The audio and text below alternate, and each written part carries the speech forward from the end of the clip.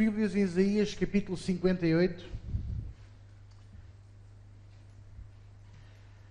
Aleluia, aleluia, aleluia.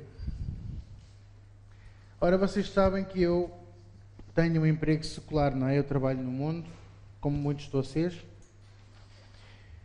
E nem sempre tenho muito tempo para buscar a Deus, mas graças a Deus eu tenho um emprego que me permite passar o dia inteiro com o headphonezinho no ouvido, raramente tenho chamadas, a ouvir a palavra, a ouvir louvor e buscar a Deus.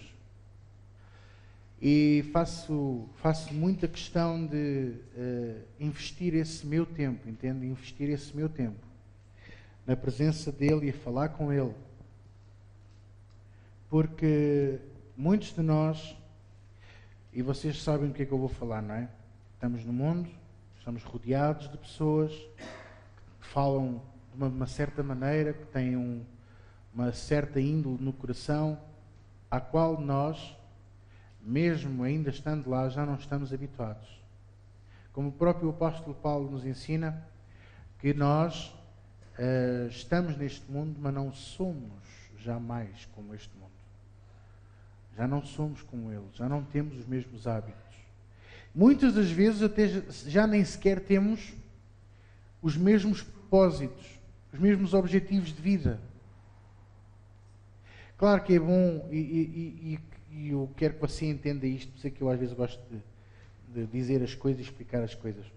É sempre bom desejar ter um carro melhor, é sempre bom desejar ter uma casa melhor. Não tem mal nenhum. Ouça, não tem mal nenhum, porque isso chama-se ambição. A ambição natural do homem natural.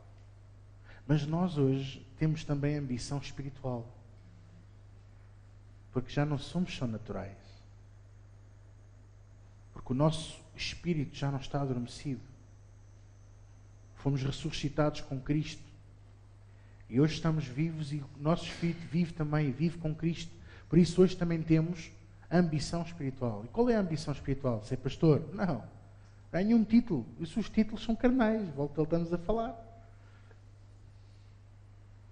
A nossa ambição espiritual é estarmos mais perto de Deus. Eu hoje gostava de voltar a trazer um bocadinho daquele espírito que nós tínhamos à sexta-feira, que era deixar Deus dar a mensagem no momento. É preciso ter coragem, não é? Mas gostava de partilhar isto com vocês esta noite, antes de lermos a palavra e chegarmos ao objetivo que eu quero transmitir a vocês, claro. Quando Adão pecou, gerou-se um fosso, um precipício entre nós e Deus, uma separação que se tornava impossível para nós chegar a Deus, mas a Deus não era impossível chegar até nós. Aquilo que o impede, não é impedia, impede é o pecado. Deus passa bem esse precipício. O que Deus não pode e nem consegue encarar é o pecado. Entende? E a propósito disso, hoje ao ler uma notícia no Sapo, falava-se acerca dos poderes que a rainha de Inglaterra tem. Entre eles tem um poder extraordinário, não é? De intervir em qualquer circunstância, mesmo passando por cima do governo, porque, e isto está na Constituição Britânica, a rainha, ou o monarca, é assim que está, é incapaz de pensar coisas más ou pensar mal de alguém. Porquê? Porque havia a comparação do monarca com o lugar de Deus, entende? E eu pensei assim, olha que engraçado. Há esta percepção acerca de uma pessoa. Eles amam a rainha, eles respeitam a rainha. Tem 90 anos, já está mais para lá do que para cá, mas eles respeitam-na e não querem pensar em trocar. Acredita nisto? Fantástico. Mas agora veja o outro lado. O único ser que é incapaz de pensar mal é Deus. Porquê é que nós muitas das vezes pomos o nosso objetivo de vida ser parecido com alguém quando devíamos desejar ser parecidos com Ele? Mas isso é impossível. Não, não. Impossível é agradar-lhe se nós não andarmos perto dele. Porque é necessário que aquele que se aproxima dele creia que ele existe e que ele é recompensador, galardoador, abençoador daqueles que o buscam. Hebreus 1:6. Então, qual é o grande propósito de vida que nós devíamos ter, para além de tudo aquilo que você deseja na sua vida?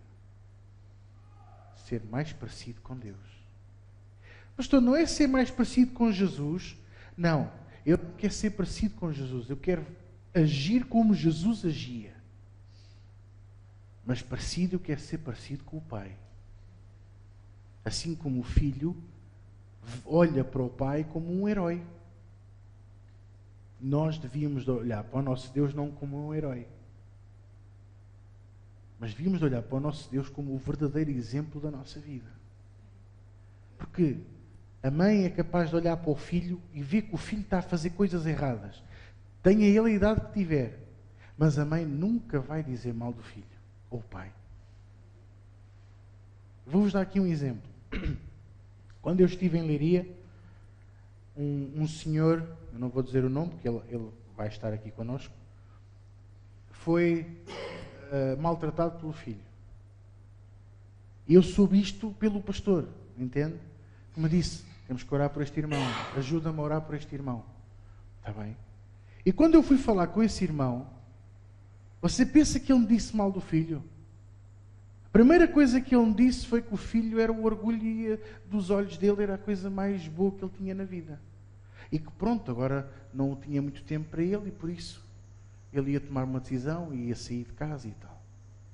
Isto mostrou-me a mim o que Deus faz connosco.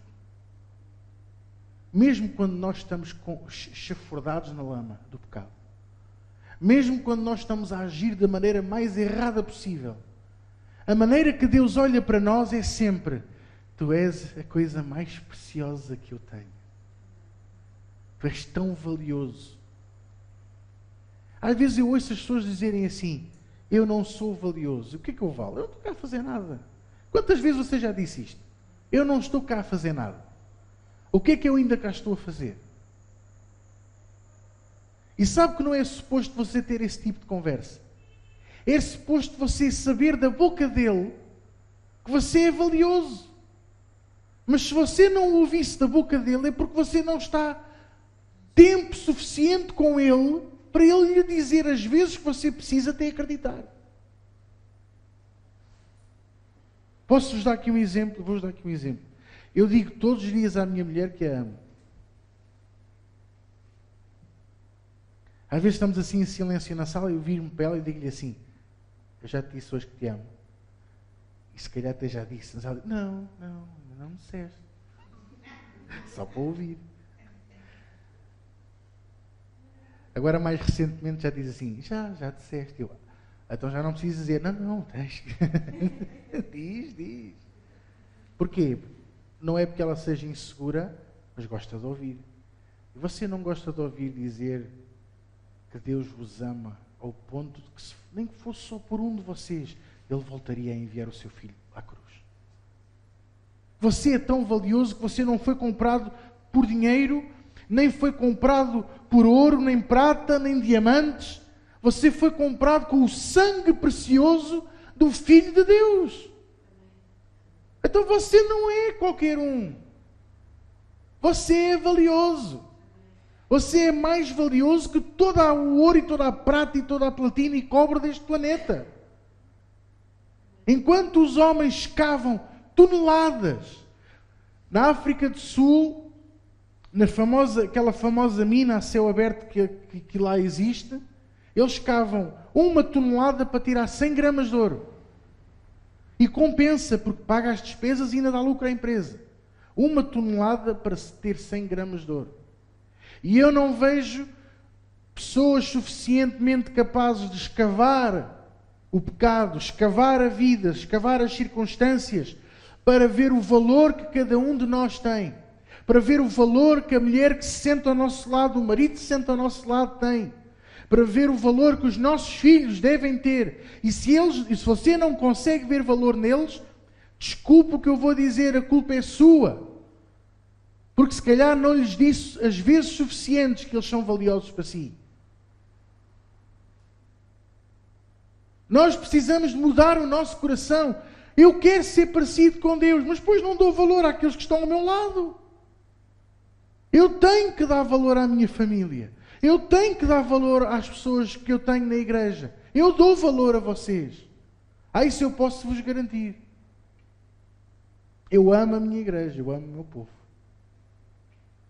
Eu não deixo os meus andarem no colo dos outros. Não deixo, não. Você deixava a sua mulher andar no colo de outro? Ou o seu marido andar a pegar ao colo de outra? Ou ouvir os seus filhos chamar pai e mãe a outros? Estava a ver, o meu pai sempre me disse a mim: olha que pai, só tens um.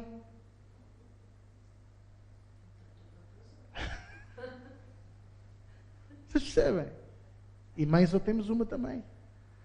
A diferença é que quando nós estamos na verdadeira família de Deus, Deus acrescenta-nos mães, pais, irmãos, tios, tias, sobrinhos. Acrescenta-nos uma família. Acrescenta, não substitui. Então nós temos que dar valor. Quer ser mais parecido com Deus? Eu quero. Eu quero agir como Jesus agia. E Jesus, enquanto esteve nesta terra, ele não esteve só 3 anos e meio. Isso é o tempo do ministério. Ele viveu 33 anos e meio. Quer dizer que ele andou 30 anos a viver. E ao pão. Era um carpinteiro, fazia móveis. Olha, que eu não imagino Jesus a fazer móveis à merceeiro. A ter que pôr um cálcio e dizer: não, está direitinho, está bom, está. Mas ele lá em casa o móvel faz assim. O seu chão que não está bom. Merceeiro, percebe? Falta o lapisinho aqui. Não, eu imagino Jesus a fazer tudo perfeito. Para já, porque ele tinha 2 nomes para honrar: o nome de Deus e o nome do Pai que o tinha ensinado. Como é que o pastor sabe essas coisas? Porque a Bíblia diz que ele era experimentado nos trabalhos. Isaías capítulo 53. Mas ele dava valor à sua mãe. Ele dava valor ao seu pai. Ele dava valor aos seus irmãos. Ele dava valor aos seus discípulos. Ensinou-lhes a eles coisas que ele próprio dizia que não podia ensinar à multidão. Ele dizia: à multidão eu falo por parábolas. Conto histórias. A vocês eu ensino os segredos do reino. E mesmo assim eles coçavam com o guruto e diziam: a gente não está a perceber nada. Porquê? Porque eles ainda não sabiam que podiam estar próximos do Pai. Quando é que eles descobriram? No dia de Pentecostes. Eles tiveram que fazer... Escute, veja o felizardo que você é. Que eles primeiro tiveram a experiência, só depois é que aprenderam a matéria.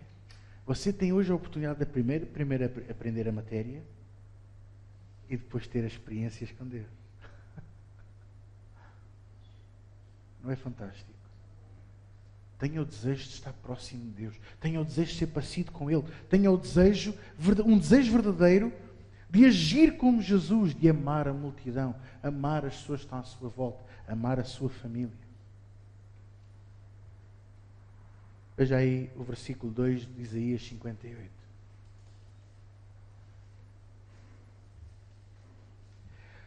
Todavia me procuram cada dia, tomam prazer em saber os meus caminhos. Como um povo que pratica a justiça e não deixa o direito do seu Deus, perguntam-me pelos direitos de justiça, têm prazer em chegar a Deus. Vamos ler isto outra vez e eu vou fazer com vocês aquilo que eu gosto de fazer, que é, vamos esmifrar o versículo, vamos tirar o sumo deste versículo bíblico. Todavia me procuram cada dia. Será que nós procuramos a Deus cada dia? Ou será que nós só vamos à presença de Deus para lhe dizer a Ele que Ele é bom, que Ele é justo, que Ele é verdadeiro, que estamos gratos? Escuta o que eu vou dizer. Que estamos gratos pela salvação, obrigado pelo meu marido, pela minha esposa, por tudo o que Tu me deste, pelo meu emprego, porque Tu me abençoas. Senhor, abençoa o meu pastor, abençoa a minha igreja. Amém. É só para isso, para ser lá vai.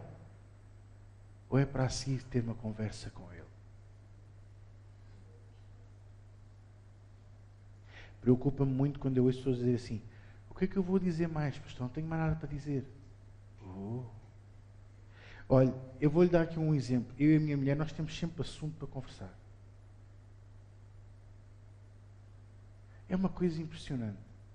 Eu até sou daqueles que chego a casa e não lhe conto o meu dia. Não conto. Está tudo bem. Correu tudo bem. Às vezes até nem correu. Está tudo fixe.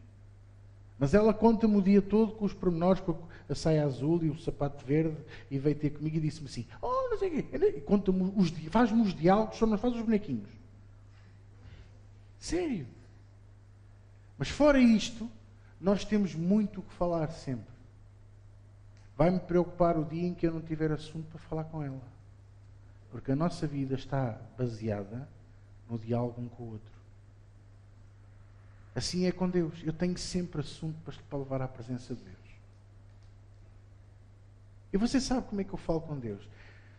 Já estou num nível de comunhão com Deus em que eu já não vou com o papel de 25 linhas carimbado com selo branco e a fazer vénias de costas.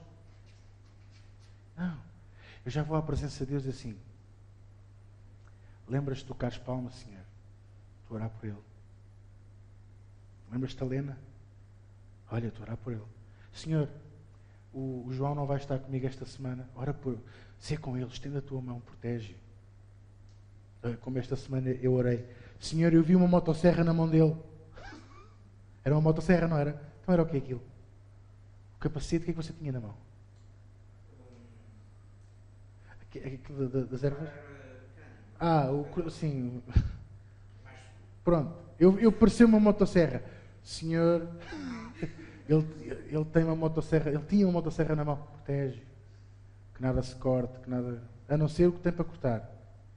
Protege. Que ele não tropece. Guarda. Você pensa que... É assim que eu oro. Você pensa: oh Senhor, tu dizes a tua palavra. Já passei essa fase. Isso é aqui. Que é para os religiosos não ficarem assustados. Como ele ora. Percebe? Aqui é que a gente ora com o garfo enfiado nas costas. Mas na minha intimidade eu tenho uma conversa com Deus constante. E vou à presença dele e digo-lhe tudo o que tenho para lhe dizer. E às vezes digo que ele é injusto. E depois arrependo-me naturalmente. Há muita coisa que eu acho que é injusto. Há muita coisa que eu digo-lhe a ele: mas tu parece que não me ouves. Mas é assim que eu falo com Deus. Porque eu quero me sentir próximo dele. E você sabe como é que ele fala comigo? Você pensa que Deus vira-se para mim: oh, meu filho, eu estou aqui. Eu sou... Mas já Deus não tem problemas na garganta para estar sempre... Oh. E depois Deus, quando fala comigo, fala de uma maneira muito prática. Você sabia? A maior parte das vezes ele diz-me assim coisas muito práticas. Do tipo: eu já não te disse a fazer isto. Assim, bruto. Parece que nem é amor, mas a gente sente que é Ele a falar connosco. Sentimos-nos nus. Sentimos-nos nus. E Ele às vezes diz assim: eu já não te disse a fazer isto? Estás à espera do quê? Se fosse uma senhora...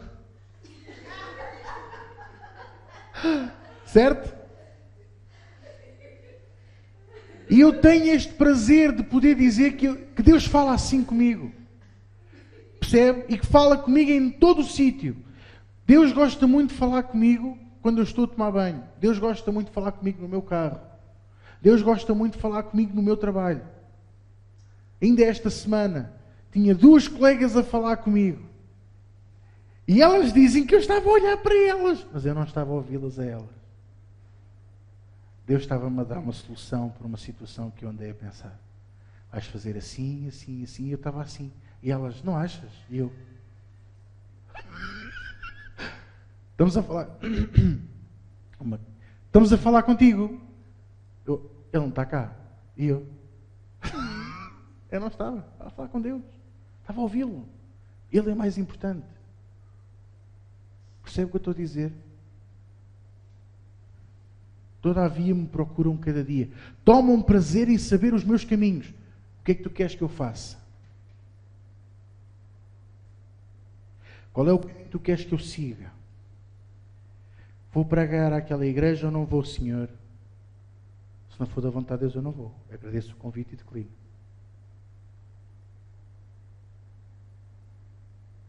Está sério, não é?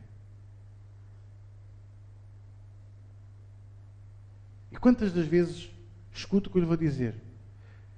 Saio daqui, vou para casa, ou venho de casa para aqui, ou para o trabalho, e naquele dia, de repente, Deus faz-me mudar o caminho. Na vez de fazer aquele caminho que sempre faço, vira aqui. Vai para ali. Quantas vezes? Você não imagina. Eu simplesmente obedeço. Até pode nem acontecer nada. Mas Deus sabe todas as coisas. Percebe? Porque Ele protege-nos. Ele guarda-nos. Eu procuro saber os caminhos dEle. Na minha vida não faço nada sem buscar a Deus. Não tomo decisões precipitadas. Não gosto de pressas. Confio em Deus. Agarro-me a Deus. Dependo dEle. Como um povo que pratica justiça. Ora, eu, quando pensei neste versículo, quando o Senhor pôs este versículo no meu coração, como um povo que pratica a justiça. Há alguém aqui que sabe de cor Mateus 6,33? Se você não sabe, eu sei. Eis que vos dei poder para pisar serpentes, escorpiões. Não é? Mas buscai primeiro o reino de Deus e a sua justiça. Ok. Como um povo que pratica a justiça. Justiça aqui significa lei. Ora, você pode me dizer, pastor, mas nós já não estamos debaixo da lei. E não estamos. Estamos debaixo da graça, que é um favor não merecido. Mas continuamos a dever a obediência pelo menos aos 10 mandamentos. Foi Deus que os falou. Os outros 603 preceitos foram criados por Moisés. Mas aqueles 10, busca a sua justiça. Um povo que pratica a justiça. Mas buscai primeiro o reino de Deus e a sua justiça. Ou seja, aquilo que Deus diz para eu fazer. E Deus é muito simples nisto. Está em Mateus 7. É sábio aquele que edifica a casa sobre a rocha. Quem é a rocha? Jesus. Eu quero ser parecido com uma rocha? Não, eu quero ser parecido com Deus. Mas quero ser como a rocha. Quero fazer como a rocha. Eu quero praticar aquilo que Deus diz para eu fazer. Como um povo que pratica a justiça. Não deixa o direito do seu Deus. Este é um segredo que eu gostava de poder implantar no vosso coração. Deixar o direito do nosso Deus. Vamos ver pela palavra, o sentido lato da palavra. Eu tenho direito a buscar a Deus. Você tem direito a buscar a Deus. Você tem todo o direito e ninguém pode impedir. Nenhum de vocês, nem a mim, de buscarem a Deus e à escolha que eu fiz. Se calhar é melhor desligar. António, só chuva. Ninguém tem o direito de nos criticar, ou de nos gozar, ou de nos impedir de servirmos a Deus aonde escolhemos, como escolhemos e o Deus que escolhemos. Por isso é que há uns que adoram vacas, outros adoram crocodilos, outros adoram estátuas, outros adoram outra coisa qualquer. O que é certo é que nós decidimos adorar o Deus vivo. E ninguém tem o direito de nos tirar esse direito. Agora vamos ver pelo outro sentido da palavra. Não deixa o direito do seu Deus, quer dizer, eu não deixo de seguir o caminho dele. Ainda que as circunstâncias me empurrem para a esquerda, ou me empurrem para a direita, eu tenho que me lembrar da palavra de Deus em Josué capítulo 1. Não te desvies nem para a esquerda nem para a direita. É importante nós mantermos os nossos olhos em Jesus, já lá vamos falar nisso.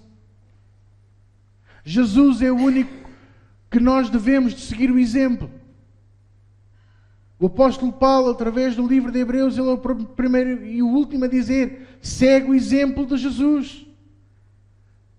Não sigas o meu exemplo. Ele também diz que é bom nós tomarmos o exemplo dos bons pastores, daqueles com os bons costumes. É sim, senhor.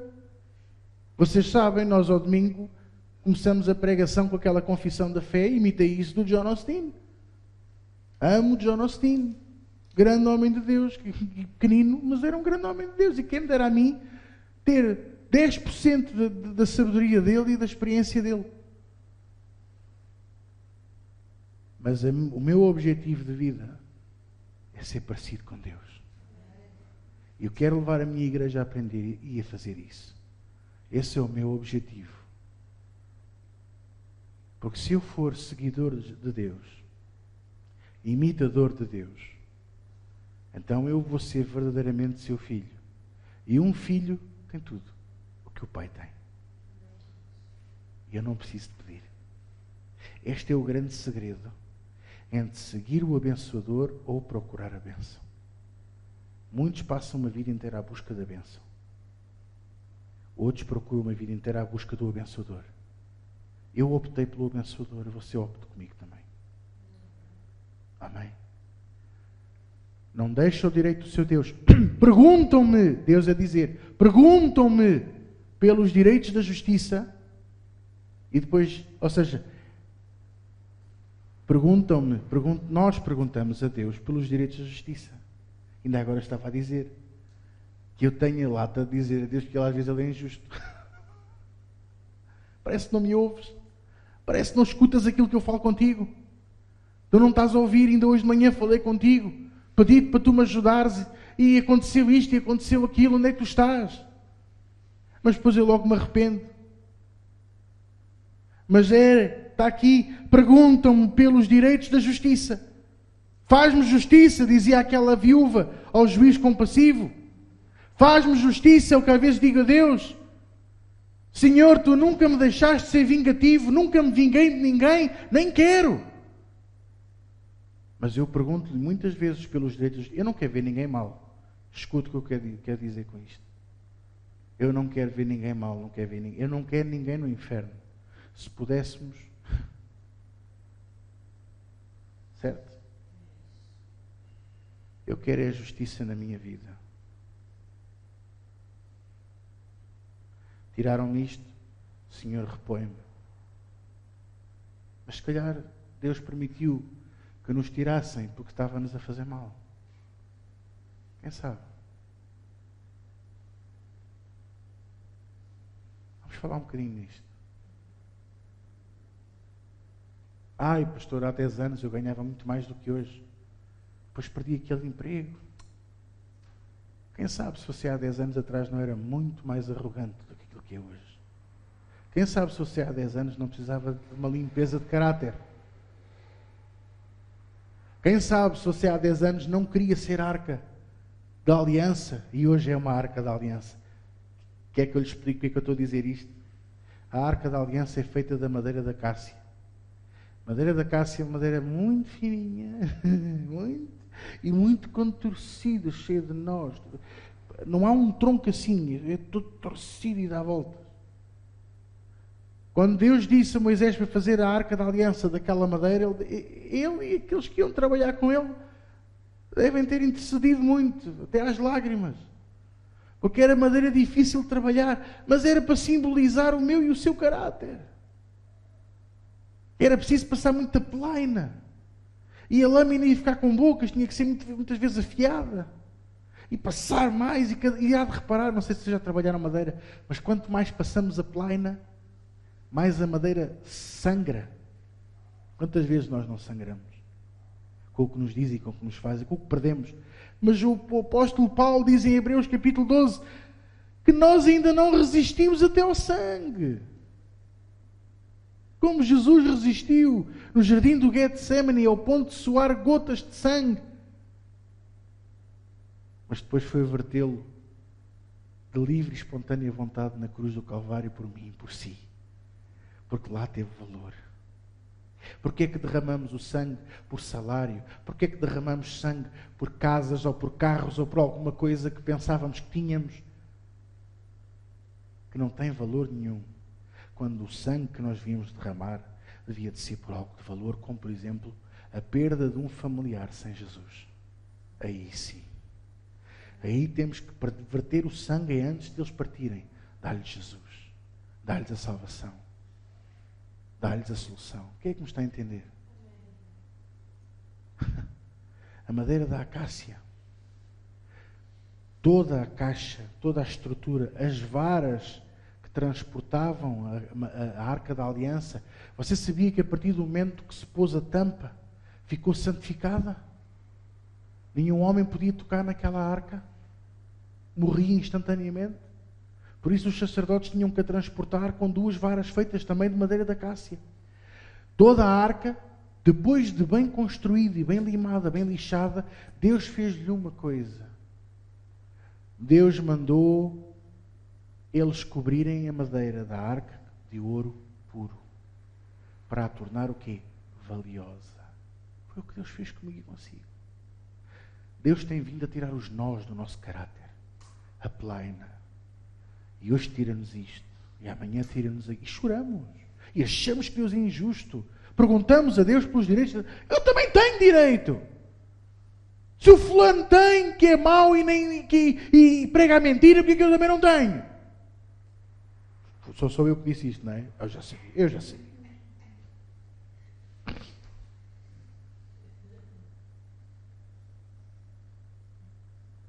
Mas Deus tem vindo a trabalhar o meu caráter, tem vindo a trabalhar o vosso. Sabe para quê? Para termos prazer em nos achegarmos a Deus. Eu tenho prazer em ir à presença de Deus. Você pergunta-me, pastor, gosta de ir ao cinema? Gosto. Gosta de ir à praia? Piscina. Gosta de passear? Adoro. Viajar? Adoro viajar. Mas eu ponho isso tudo no chão e rapidamente troco isso tudo por estar na casa de Deus. Acredite no que eu lhe vou dizer. Eu trabalho o dia inteiro, 8 horas, não, às vezes 9, às vezes 10. Eu trabalho o tempo que for preciso no meu emprego. Canso-me. Mas quando eu estou aqui, eu não consigo cansar. Tenho prazer. É preciso dar 14 aconselhamentos? Bora nisso. É preciso dar reunião, ir a Corroios e depois ir a Leiria no mesmo dia? Bora nisso. O carro é que anda, eu só conduzo. E Deus é que é comigo. Dá prazer. Tenho prazer em me chegar a Deus. Tenho prazer em partilhar com vocês a palavra. Tenho prazer de vos transportar nesta unção, neste envolvimento e levar-vos ao trono de Deus e sentirem o aroma dele. O aroma da palavra de Deus, o aroma da presença de Deus, o aroma do amor de Deus em nós. E quando nós temos prazer em nos achegarmos a Deus, sabe o que acontece? Olha aqui, versículo 8. Então romperá a tua luz como a alva, e a tua cura apressadamente brotará. E a tua justiça irá adiante da tua face, e a glória do Senhor será a tua retaguarda. E então clamarás e o Senhor te responderá. Gritarás e Ele dirá, eis-me aqui. Quer dizer, isto é uma promessa, sabia? Você fala com Deus e Ele responde. Ele está na hora ali connosco. Acontecerá isso se tirares do meio de ti o jugo, o estender do dedo. Eu falar a vaidade. Tem mais coisas, mas eu agarro nestas 3.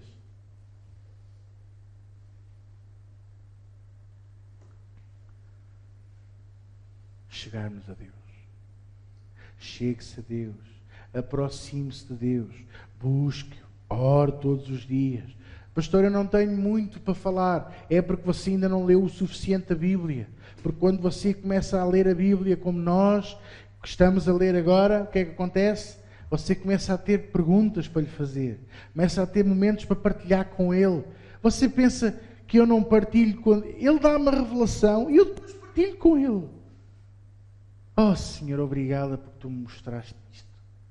Oh, Senhor, obrigada porque ainda no sábado eu estava a estudar a mensagem, a preparar para domingo, e Deus deu-me uma revelação sobre a mensagem, sobre uma parte. E eu estava a dizer esta semana, graças, Senhor, porque Tu continuas-te a revelar a cada dia. Eu posso já ter lido isto milhões de vezes, mas isto vai se tornar sempre novo cada vez que eu leio. Porque o teu Espírito brota da tua vida em mim. Por isso eu posso afirmar, rios de água viva saem dentro do meu ser, porque tu és a fonte da minha vida. Quanto tempo é que eu tive nisto? 1 minuto, 2? Isto é comunhão com Deus. Dizer-lhe a Ele que Ele é a fonte da nossa vida. Não é só a fonte só porque supra necessidade. Ele é a fonte porque é Ele que nos revela. Ele é a fonte porque é Ele que nos dá o intelecto. Ele é a fonte porque é Ele que nos faz sonhar de noite com soluções para a nossa vida. Olha, já aconteceu comigo várias vezes. Ele é a nossa fonte porque somos confrontados no trabalho, somos chamados para uma reunião de emergência, e tantas vezes. Às vezes sem saber para o que vou. E quando me fazem a pergunta e de repente eu começo a falar, até eu digo para cá para dentro. Este gajo fala bem. Não sou eu, é Deus a falar para mim. Porque a minha oração de manhã é sempre: Senhor, ajuda-me a falar como e pelos teus oráculos em todas as situações. Nem que seja para ir à farmácia e levantar qualquer coisa. Que eu falo pelos teus oráculos. E sempre que eu vejo alguém que não esteja bem, põe a palavra certa na minha boca. É importante nós entendermos que nós somos a luz deste mundo. E que nós precisamos nos achegar à tomada. Percebeu a minha alegoria? Nós precisamos, é um Petromax, nós somos a candeia e precisamos nos chegar ao petróleo para andarmos bem acesos. É um dínamo, nós precisamos estar bem perto da manivela para dar a luz, que é para a lâmpada acender. Porque nós somos o sal da terra, a luz do mundo. E para terminar, Hebreus capítulo 12.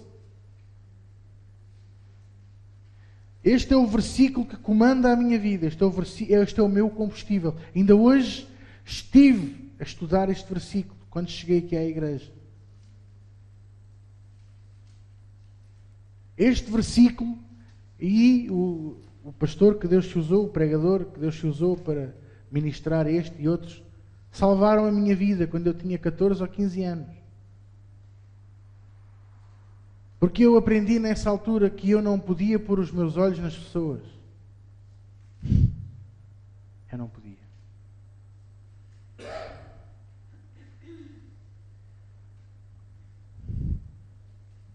Pastor, porquê é que você gosta ou quer tanto sugerir que eu me aproxime de Deus? Porque se eu me aproximar, eu posso me aproximar dos homens e é bom que você se aproxime do seu pastor. Mas você vai ver os meus defeitos. Você aqui do púlpito, como o púlpito está à minha frente, você vê que eu sou magro e bonito e lindo e espadudo e alto. Então, cada um faz a fé que quiser, então como é que é? Está-se a rir porquê? Ainda hoje estava a dizer à Liliana que eu tenho no meu espelho a fotografia de um homem magrinho ali, magro que nem um cão, que até se vê as costelas. Estou a brincar. É só para vocês se rirem um bocadinho. Quanto mais você se aproximar do seu pastor, naturalmente vai ver os defeitos dele. Porque nós temos caráter, nós não somos perfeitos. Você também, eu quanto mais me aproximar de si, mais eu vou ver os seus defeitos. Mas aí é que entra os laços de amor e de família. Eu vejo os vossos defeitos, mas eu anulo-os com o amor que eu vos tenho. E então evidencio as qualidades. É isso que Deus nos faz. Quando Satanás foi à presença de Deus prestar contas do que fez, e Deus perguntou-lhe por Jó, Deus não disse assim a Satanás: então já viste o meu servo Jó, como ele é rico e poderoso e negocia muito bem? Não. Deus disse-lhe assim: já viste como o meu servo é fiel, é justo e me ama? As 3 qualidades que ele tinha. Depois ele tinha muitos defeitos. Olha, um dos defeitos, ele não tinha a mulher em sujeição. O segundo defeito, sim, porque depois quando o apanhou doente, queria se livrar dele. A sério! Amaldiçoa a Deus e morre. Eu quero a herança. Põe-te a andar, está ali outro já à minha espera. Os amigos também eram uma bênção. Olha, aqui é que a gente pode dizer, uma bênção.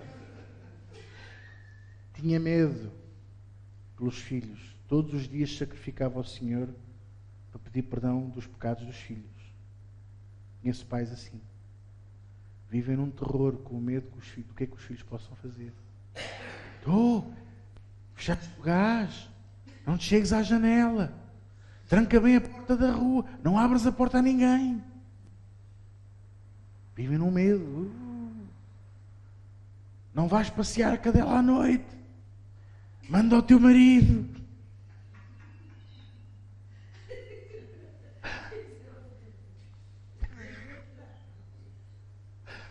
Estão a perceber?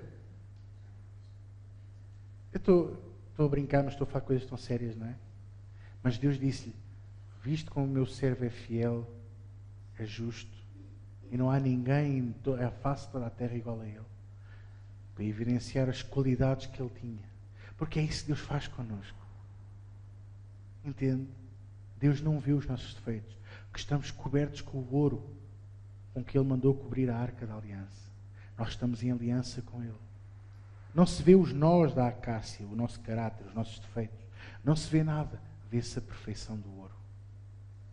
E hoje, para além do ouro, fomos cobertos com o sangue do Cordeiro. Redimidos e lavados, purificados. Amém? Então, quanto mais você se aproxima de alguém, mais depressa se lhe vê os defeitos. Então, por isso, o que é que eu sugiro? Você pode e deve se aproximar de mim. Aproxime-se de mim, seja meu amigo, trabalhe comigo, seja meu braço direito, esquerdo, seja a minha perna esquerda e a minha perna direita, ajude-me. Mas os seus olhos, os do coração, postos em Deus. Hebreus capítulo 12, versículo 2. Eu sei o de cor. Olhando para Jesus, autor e consumador da nossa fé, o qual, pelo gozo que lhe estava proposto, suportou a cruz, desprezou a afronta ou a ignomínia, é a mesma coisa, e está sentado à direita de Deus Pai, olhando para Jesus. Autor e consumador da nossa fé. É Ele que é o autor e é Ele que também a completa. Autor e consumador da nossa fé, o qual, pelo gozo que lhe estava proposto, qual era o gozo? A minha e a sua salvação. Qual é o gozo que você e eu vamos ter por olharmos para Ele, darmos bom testemunho, dar bom exemplo e ter a nossa família salva? E os nossos amigos salvos. Glorificar o nome de Jesus. Suportamos a cruz. Aqui é que está o segredo. Qual é a cruz? É ver os defeitos dos outros e não os acusar. Isaías 58, quando retirares do meio de ti o estender do... Você está a entender como está tudo interligado? Está a entender o que eu estou a partilhar com vocês hoje? Desprezando a afronta, vamos ser afrontados muitas vezes, vamos ser acusados. Vão-nos acusar do defeito que eles têm. Muitas das vezes. Vão-nos dizer coisas terríveis. No casamento, então, as mulheres têm uma coisa tremenda. Memória de elefante.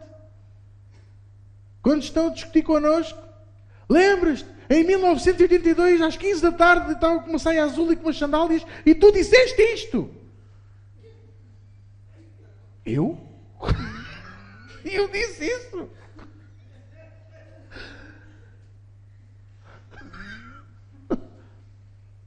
Impressionante.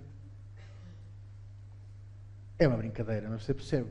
Há pessoas assim, guardam tudo no coração. Mas nós desprezamos essa afronta. Sabe como é que eu desarmo a minha mulher quando ela está assim? Mas estás a gritar comigo porquê? Estamos aqui ao pé um do outro.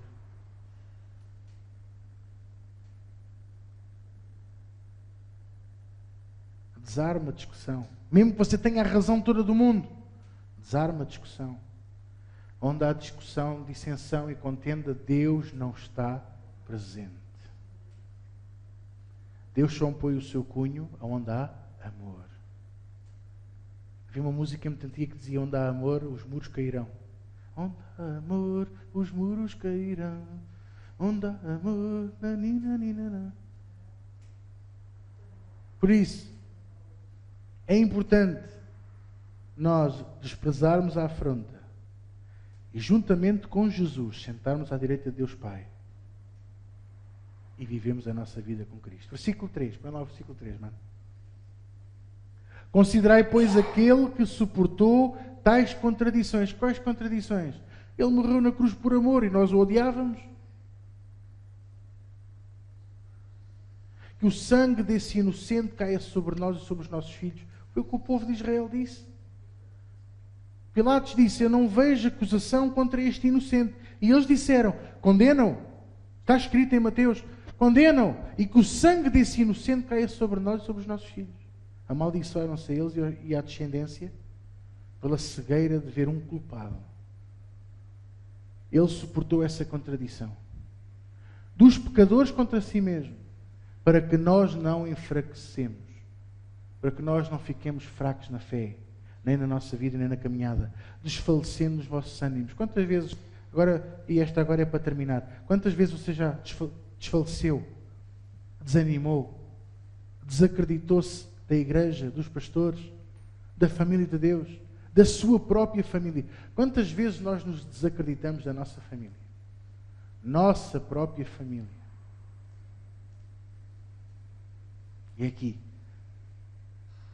suportamos as contradições todas, desprezamos a afronta, a ignomínia, tudo, para que nós nunca, nunca fiquemos enfraquecidos, nem nunca possamos vir a desfalecer os nossos ânimos. Versículo 4, mano, só favor. Ainda não resististes até ao sangue, combatendo contra o pecado. Faça isso comigo. Então, o que é que nós estudamos hoje? E o título da mensagem será: Somos valiosos. Primeiro, vimos que somos valiosos. Segundo, a importância de eu me aproximar de Deus. Eu quero me aproximar de Deus e quero fazer o mesmo que Jesus fazia. E Jesus veio quebrar a tradição. Ouviste o que foi dito aos antigos, porém eu vos digo agora. Mas tu antigamente guardavas rancor, pois eu agora já não guardo. Mas tu antigamente eras vingativo, pois eu agora já não sou. Mas tu antigamente fazias assim e assado, pois agora eu sou diferente. Porque eu agora tenho os meus olhos postos em Jesus. Posso ouvir um amém? Vamos ficar de pé.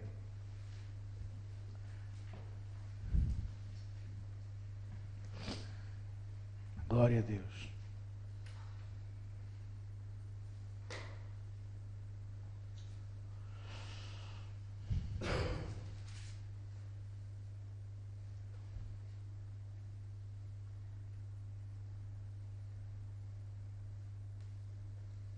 No versículo 5 diz assim, no versículo 6 diz assim: porque o Senhor corrige o que ama e açoita a qualquer que recebe por filho. Corrige o que ama e açoita a qualquer que recebe por filho. É porque não nos ama? Não, ama. Mas olha, eu prefiro 1.000.000 de vezes levar um açoite de Deus do que levar um açoite dos homens. 1.000.000 de vezes. 1.000.000 de vezes levar um açoite de Deus do que levar uma tareia de ripa amarela aqui da minha mãe.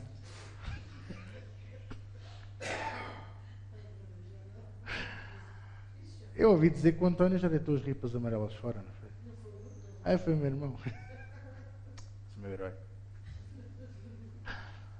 Sabe porquê?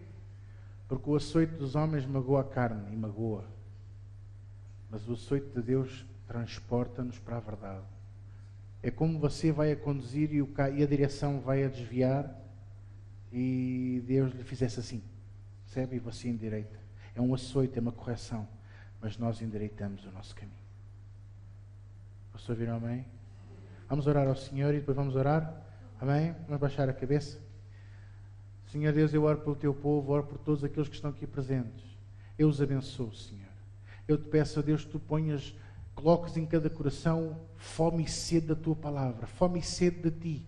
Que, Senhor, que eles tenham desejo de ter comunhão íntima contigo. Não tanto oração, não tanto intercessão, mas mais comunhão íntima contigo. que eles desabafem contigo, que eles falem contigo, que tenham, Senhor, um diálogo maravilhoso contigo.